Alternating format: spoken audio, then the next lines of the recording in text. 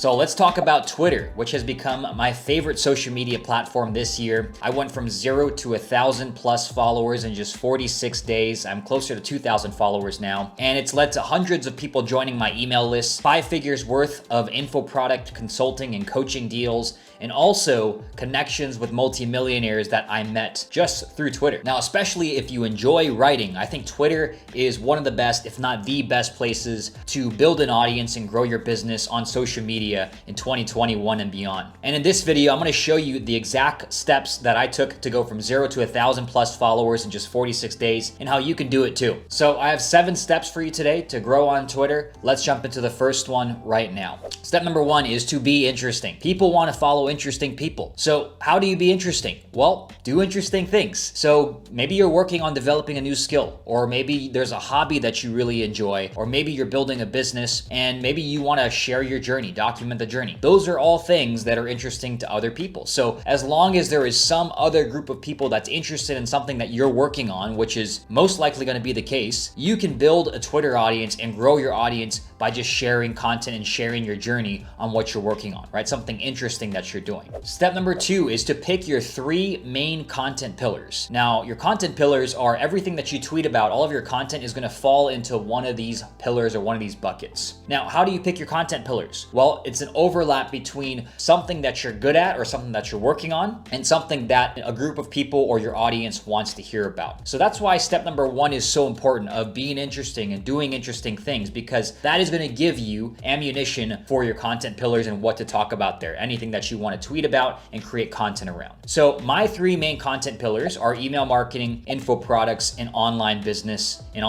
models. So everything that I tweet about falls into one of those 3 buckets. And you want to think about this as well. What is the overlap between something that you're good at or working on and something that other people want to learn more about? And make those your 3 main content pillars. Step 3 is to build a Twitter profile funnel. Now, what is a Twitter profile funnel? It basically takes someone they have no idea who you are, they're just finding your profile, to becoming someone who wants to follow and listen to your every move. So the way that mine looks is, I have a bio that talks about who I am and what I do. When someone clicks over, they see that bio, they get interested in learning more. They click over or they scroll down to the pinned tweet, and that shows them a little more in depth of what I do and how I can help them. And from there, they give me a follow. They start to see my tweets. They might join my email list. And from there, they might even buy one of my products or services. So that's a Twitter profile funnel, right? Someone who might just be scrolling through a feed, they might come across your profile, and all of a sudden, within a few actions, a few clicks, they become interested in following you and listening to everything that you have to say. Step number 4 is to have a consistent posting or tweeting schedule. And this goes for any social media platform, right? You need to have a consistent schedule and you need to stick to it. So for me, I post 4 times a day at the same exact times every day. I post at 5 a.m., 6 a.m., 8 a.m., and 5 p.m. on Twitter. Now, sometimes I'll go over that and post more, but at the bare minimum, I have at least those 4 tweets and time blocks booked out every day.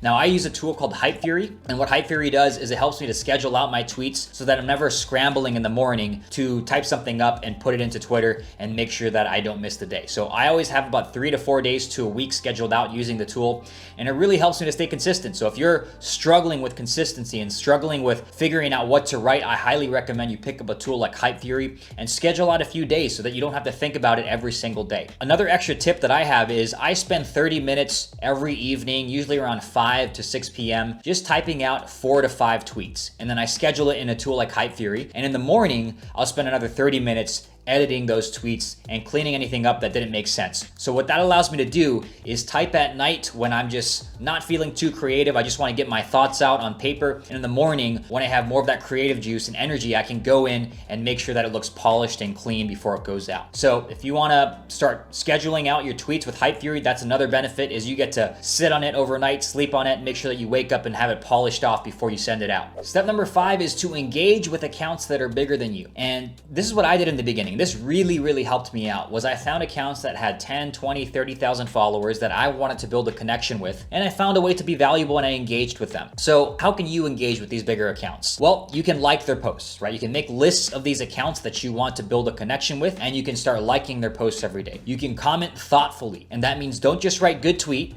right? Bring something new to the conversation, a new insight, a new way of thinking, some kind of value to the thread or whatever you're commenting on. The third way is to retweet their tweets onto your own profile. And the fourth way, which is my personal favorite after you've been engaging, is to reach out through DMs and find a way that you can be valuable to them, that you can help them out. So what I did was I jumped on Zoom calls with some of these people and I provided some ideas around info products and scaling their business through email marketing and info products. And I gave them ideas, I gave them insights, and they ended up retweeting my account because I helped them out, and it exposed me to these accounts with big audiences, 10, 20, 30,000 people, and that got me hundreds of followers, thousands at this point. So that's how you engage with other accounts. You start off by just liking, commenting, and retweeting, and then as you start to do that, you can reach out through the DMs. Don't ask for anything, just find a way to be valuable to them. So if you have a skill that you can offer, maybe you can do something for free or for discounted, that maybe you saw they have a crappy banner or they have a crappy email sequence, you can offer to set them up with a better one for free if they retweet you, right? Or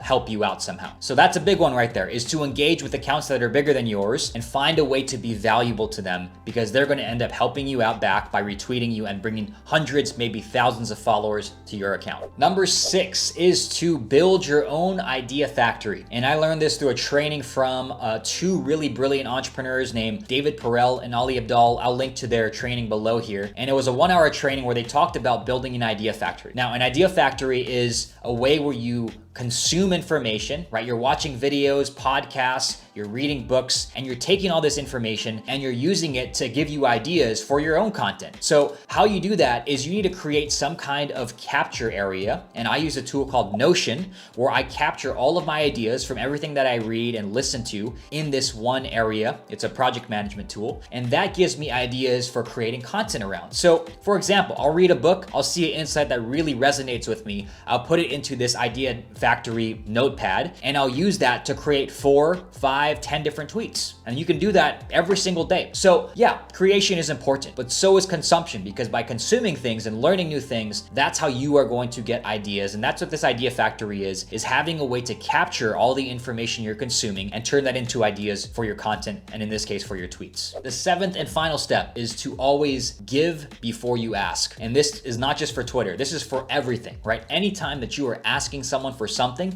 ask yourself, have you given to them first? Have you given to them 10 times before asking something from them? And I get cold emails and messages every day. Please, sir, please help me. I want your courses for free. I want free coaching. I want all this. Why should I help you, right? Why should I give you all this free stuff and take my time to do that for you if you haven't provided anything to me? So if you want someone to help you, make sure that you've given to them first, whether that's engaging with their posts, whether that's offering to be of service in the DMs, whether that is through providing valuable content, right? You always have to give before you ask, because no one wants to help a beggar. And that's all you really are if you go and ask just people for free stuff. So don't be a beggar. Don't go and ask people for things that you haven't given to them first. And always ask yourself before you go out and request something, have I given to this person 10 times or more first? And that's gonna help you in every area of your life, not just Twitter, cold emails, relationships, communication. It's gonna make you so much better in every area of your life if you always give before you ask. So those are the 7 steps that I took to grow my account pretty fast from 0 to over 1,000 followers in just 46 days. And I have zero doubt that if you follow these 7 steps, you're gonna grow your account fast as well. So if you wanna learn more about Twitter growth and monetization, or you just want more tips and tricks around Twitter, make sure that you follow me at Sean Anthony Says on Twitter, and also subscribe to my YouTube channel here. I'm gonna post more videos around Twitter growth and monetization and marketing in general. So if you want more of that, make sure you hit the subscribe button. Also, let me know in the comments, I'm curious, have you already started a Twitter account? And if not, do you plan on starting and growing a Twitter audience this year, 2021? Let me know in the comments, or if you already are growing one, let me know what tip out of this list was the most helpful and useful to you. So that's it for this video, guys. Hope you enjoyed this. Hope you got value out of this, and I'll see you next week.